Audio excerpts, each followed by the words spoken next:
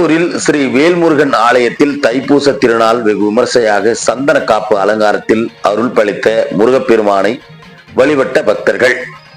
கிருஷ்ணகிரி மாவட்டம் ஓசூரில் பிரசித்தி பெற்ற ஸ்ரீ வேல்முருகன் ஆலயத்தில் தைப்பூச திருநாள் வெகு விமர்சையாக கொண்டாடப்பட்டது. இதில் ஏராளமான பக்தர்கள் காவடி மற்றும் பால் குடம் எடுத்து நேர்த்தி கடன் செலுத்தி வழிபட்டனர்.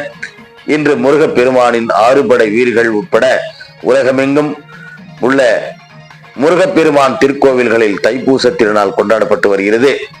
அதன் ஒரு பகுதியாக கிருஷ்ணகிரி மாவட்டம் ஓசூர் மாநகராட்சிக்குட்பட்ட பெரியார் நகர் பகுதியில் அமைந்துள்ள பிரசித்தி பெற்ற ஸ்ரீ வேல்முருகன் திருக்கோவிலில் தைப்பூச திருநாளை ஒட்டி சிறப்பு பூஜைகளும் வழிபாடுகளும் நடைபெற்றன.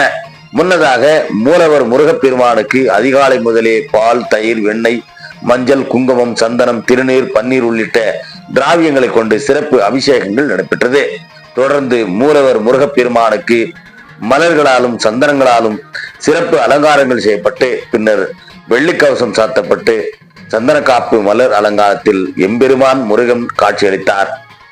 அப்போது முருகப்பெருமானுக்கு பஞ்சமுக தீப மகா மங்களார்த்தி தீபாரதனை காண்பிக்கப்பட்டது. இதனை ஒட்டி ஏராளமான பக்தர்கள் திருக்கோவிலுக்கு பால் குடம் எடுத்து வந்தும் காவடிகள் எடுத்து வந்தும் நேர்த்தி கடன் செலுத்தி சிறப்பு வழிபாடுகள் நடைபெற்றது. இதில் நூற்றுக்கணக்கான பக்தர்கள் கலந்து கொண்டு எம்பெருமான் வேல்முருகனை வழிபட்டனர் என்பதும் குறிப்பிடத்தக்கது.